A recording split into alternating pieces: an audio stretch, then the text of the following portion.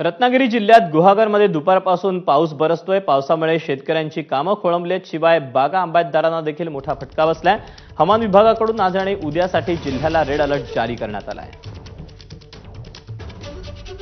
आज दुपारनंतर गुहागर तालुक्यामध्ये पावसाचा जोर वाढताना दिसतो आहे। सर्वत्रच पाणी पाणी झाल्याचं पाहायला मिळतंय।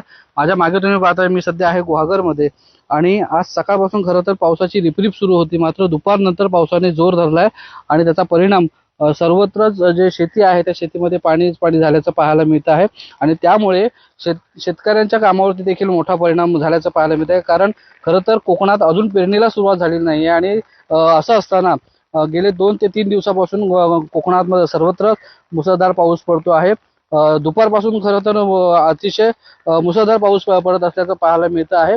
हवामान विभागाकडून आज आणि उद्या पावसाचा रेड अलर्ट जारी केलेला आहे आणि त्यामुळे अशाच पद्धतीने पाऊस जर सुरू झाला तर शेतीवरती याचा मोठा परिणाम होईल, शेतीच्या कामांवरती मोठा परिणाम होण्याची शक्यता आहे। त्याचप्रमाणे अजूनही आंब्याचा मोसम कोकणामध्ये सुरू असताना आंबा बागायतदारांचं जे आहे ते मोठं नुकसान होताना पाहायला मिळतंय।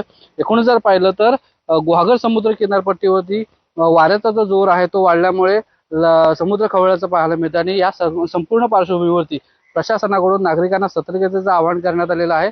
त्याचप्रमाणे मच्छीमारांना देखील मासे पकडण्यासाठी समुद्रात न जाण्याचं आवाहन देखील करण्यात आलंय।